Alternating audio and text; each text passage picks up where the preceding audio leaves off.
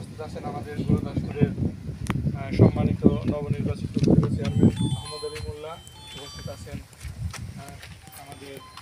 সম্মানিত উপজেলা নির্বাহী কর্মকর্তা জনাব সালমা আক্তার, আমাদের নবযোগদানকৃত প্রেসিডেন্ট মহোদয় সহ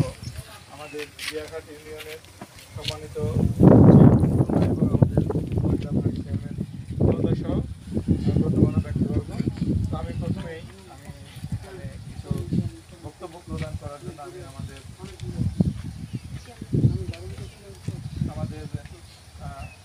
এই অত্র বিয়াঘাট ইউনিয়নের সম্মানিত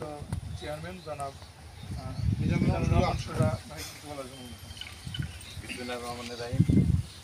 আজকের আমাদের যে দুর্যোগ মোকাবিলার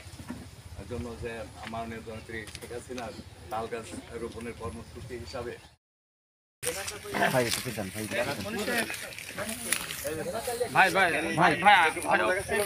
না ভালো জায়গা তো হচ্ছে না নিচে নামা লাগবে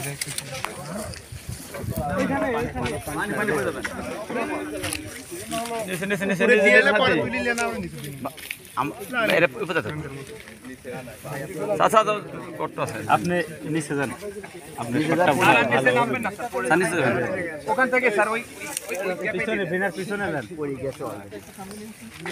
চেয়ারম্যান সাহেব ওই সাইডে মানে একটু ওই এমন একটা জায়গা পানি স্যার